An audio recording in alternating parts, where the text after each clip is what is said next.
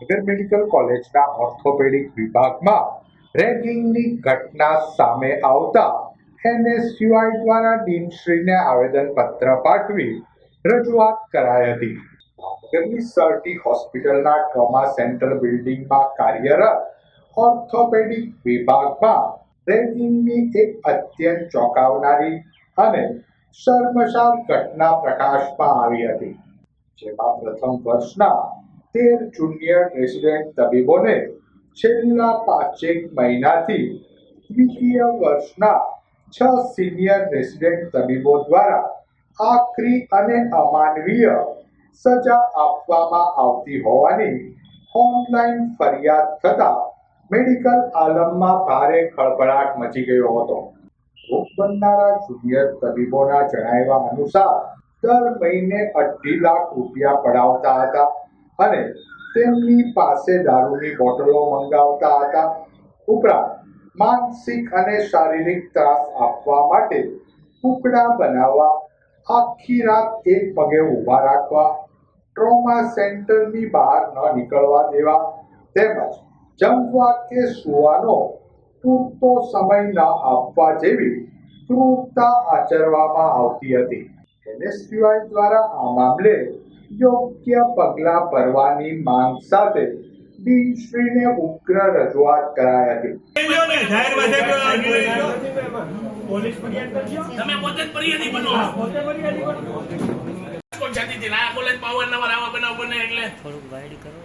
ચાલો મંત્રીએ રાજીનામું આપીને આ કોલેજ લાવેલી છે.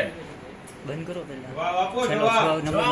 તમે છેલ્લા 3 વર્ષમાં મેડિકલ કોલેજમાં ત્રીજો બનાવ છે. ભૂતકાળમાં પણ રેગિંગના બનાવ બનેલા છે. તે ડોક્ટરોને માત્ર ખાલી 2 વર્ષની સજા આપીને જતા કરી દેવામાં આવે છે. ત્યારે ગઈકાલે જે બનાવ સામે આવ્યો ભાવનગરની સામે, તે અત્યંત દુઃખદ છે કે વિદ્યાર્થી પાસે 2.5 લાખ રૂપિયાની માંગણી કરવામાં આવે છે. ઓર્થોપેડિકના જુનિયર ડોક્ટરો પાસે તેમજ તેમની પાસે દારૂની બોટલો મંગાવવામાં આવે છે.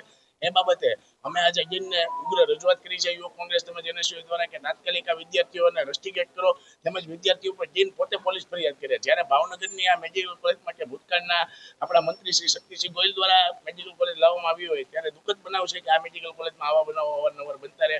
યુવક કોંગ્રેસ તેમજ એનએસયુની એક જ માંગણી છે કે વિદ્યાર્થીઓ પર તાત્કાલિક પગલાં લે અને ઓર્થોપેડિકના જે એચઓડી છે તે પણ ગેરહાજર છે તેની ઉપર તાત્કાલિક પગલાં લેવામાં આવે. હાલમાં 2 દિવસ પહેલા અમારી પાસે એક કસ્ટડીમાં ફરિયાદ આવી હતી કે ટોટલ 13 ઓર્થોપેડિક ફર્સ્ટ યરના વિદ્યાર્થીઓએ ફરિયાદ કરી છે કે અમારી ઉપર અલગ અલગ જાતના ટોર્ચર કરવામાં આવે છે, જેવા કે ઘણી બધી વાર લખવા આપવામાં આવે, મુર્ગા બનાવવામાં આવે, ઉપરાંત કોઈને કોઈ ઇવેન્ટ બાબતે ખર્ચો કરવામાં આવે.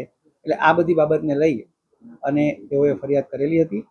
એટલે નેશનલ મેડિકલ કમિશનના નોર્મ્સ પ્રમાણે એન્ટી રેગિંગ સ્ક્વોડે તેઓની ઇન્ક્વાયરી શરૂ કરી છે. તેઓની ઇન્ક્વાયરી પણ પતી ગઈ છે અને તેઓના નિવેદન લેવાઈ ગયા છે. ત્યારબાદ 6 વિદ્યાર્થીઓ જેના નામ એ પ્રથમ ફરિયાદમાં આવ્યા તેઓને પણ બોલાવવામાં આવેલા છે અને તેઓની પાસેથી પણ નિવેદન લીધા છે અને જરૂરી દસ્તાવેજો તેઓ આજે આપવાના છે. એ ઉપરાંત ઓર્થોપેડિક વિભાગના તબીબી શિક્ષકો અને એચઓડી સાથે પણ ચર્ચા થઈ છે અને આ બાબતમાં તેઓનો અભિપ્રાય પણ લીધો છે અને જે સૂચના આપવાની હોય તે યોગ્ય સૂચનાઓ પણ તેમને અપાઈ ગઈ છે.